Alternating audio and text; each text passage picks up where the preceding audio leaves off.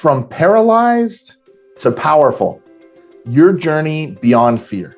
In the next few minutes, I'm going to share with you a powerful strategy that's helped many of my clients transform their relationships with fear. It's a simple approach. Prepare for the worst, expect the best, and then go for it.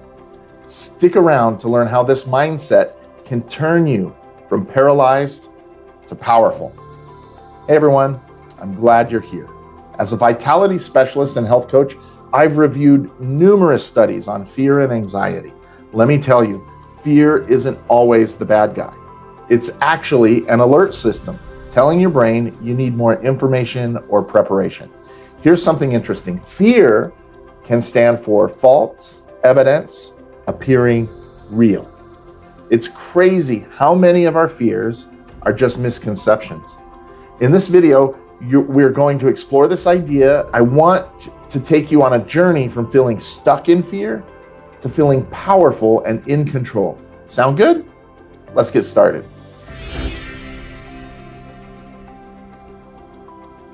Hey there, vitality enthusiasts. Let's dive into some fascinating things about fear. Did you know not all fear is bad? In fact, some types of fear can be your secret ally, because here's the real question. How can you tell the difference between fear that protects and fear that holds you back? I've reviewed numerous studies on fear and anxiety, and the one thing that's clear is that fear serves two distinct purposes in our lives. First, there's healthy fear.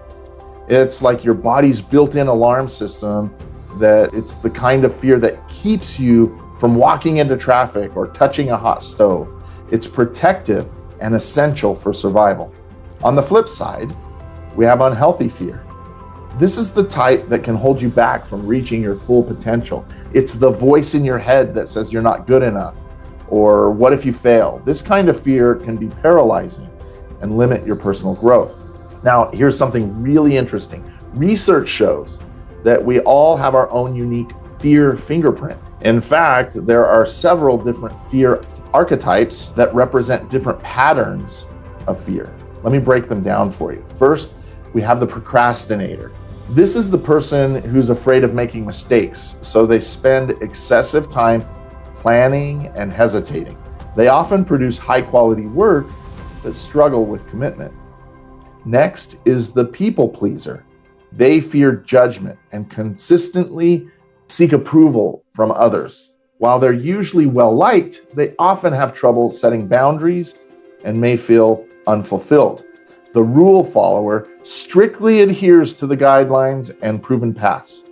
This can lead to success when structure is provided, but it might hinder creativity and risk-taking.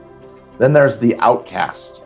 They may seem indifferent to others or their opinions, but deep down, they fear rejection. This can lead to self-isolation.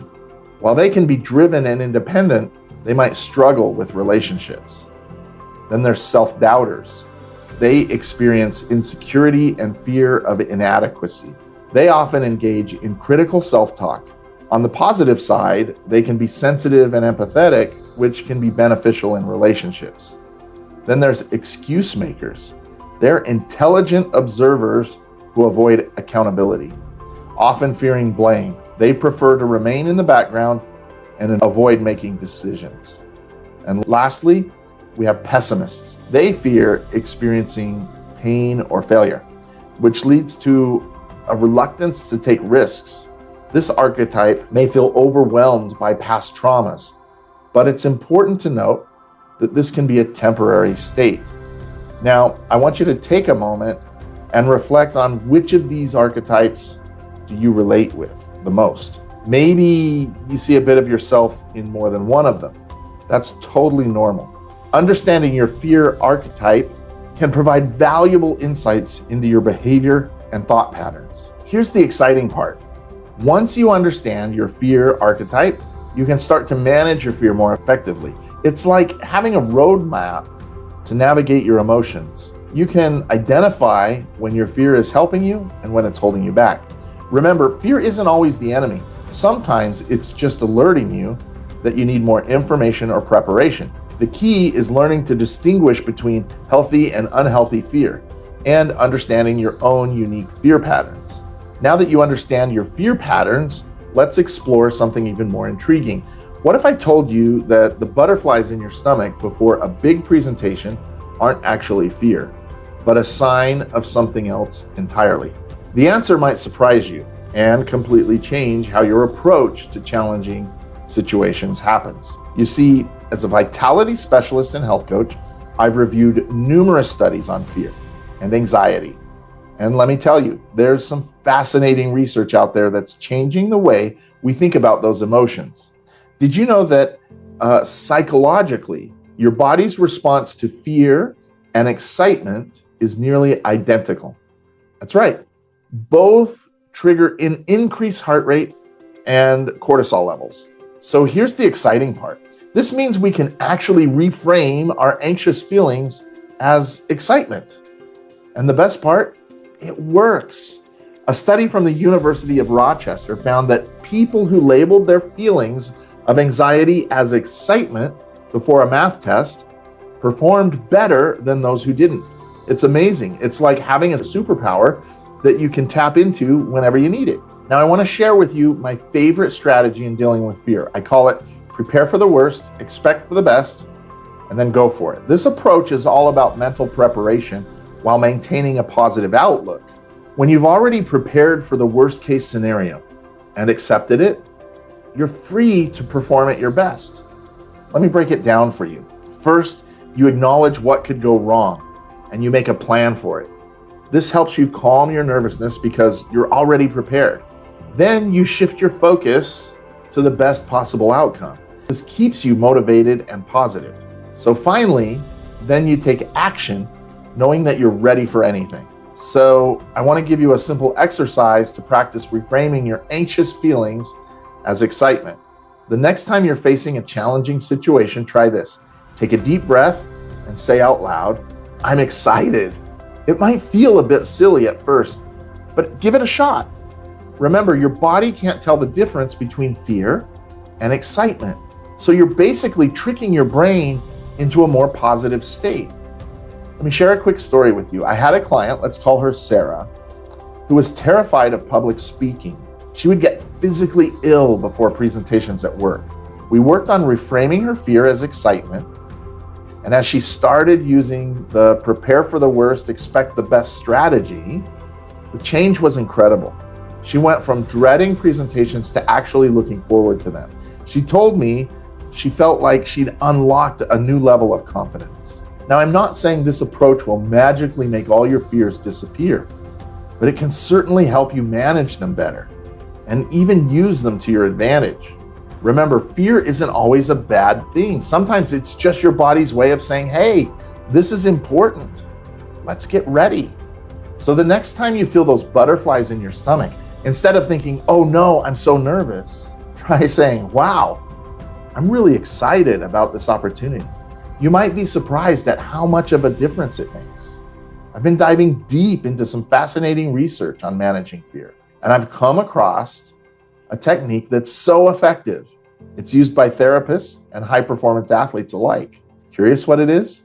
Stick around, because I'm about to share a powerful 30-second method that can stop fear in its tracks. I'm always on the lookout for science-backed strategies to help you live your best life.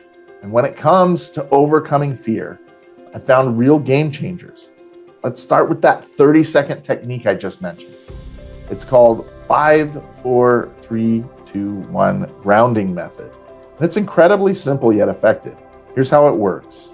When you feel fear or anxiety creeping in, take a moment to identify 5 things you can see around you, 4 things you can touch, 3 things you can hear, 2 things you can smell, and 1 thing you can taste. This technique brings your mind back to the present moment, calming your nervous system and reducing those anxious feelings. But that's not the only tool in your fear-fighting arsenal. Let's talk about the power of breath. Deep, mindful breathing. It's like a secret weapon against anxiety. Dr. Robin Stern, an expert in the field, suggests slowing down and breathing from your belly. This activates your body's relaxation response, making it easier to face your fears. Here's something else that might surprise you. Practicing gratitude can be a powerful tool in overcoming fear. When we focus on what we're grateful for, it's like shining a spotlight on the positive aspects of our lives. This shift in focus can help counteract those fearful thoughts and create a more balanced perspective. Now I want to touch on something called exposure therapy. It's a method where you gradually confront your fears in a safe environment. Think of it like building up your fear-fighting muscles. You start small and work your way up.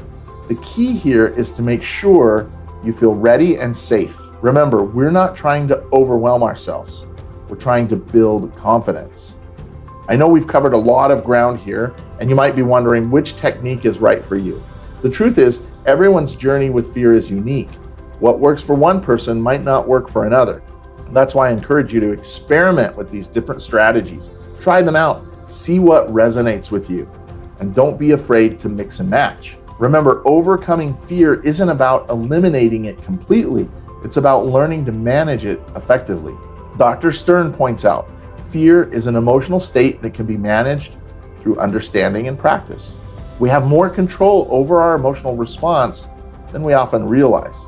So whether you're trying out the 5, 4, 3, 2, 1 technique, practicing mindful breathing, reframing your thoughts, or gradually exposing yourself to your fears, know that you're taking powerful steps towards a more confident, empowered you.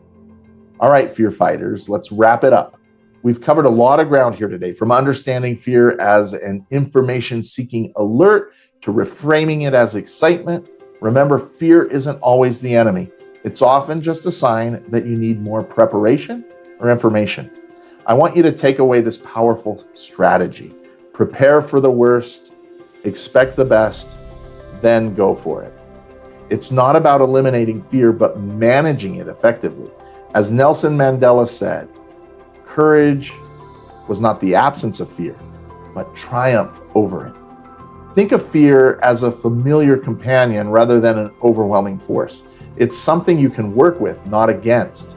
So, Vitality athletes, I challenge you to take one small step today towards facing fear. Maybe it's using the 5, 4, 3, 2, 1 technique or practicing deep breathing, whatever it is. Remember, you have the power to transform your relationship with fear. You've got this. Now, tell me about your own battles with fear in the comments below. I also want to know about your successes. And remember, if you focus on what you cannot control, you will lose control of what you can control. Thank you. I look forward to seeing you again.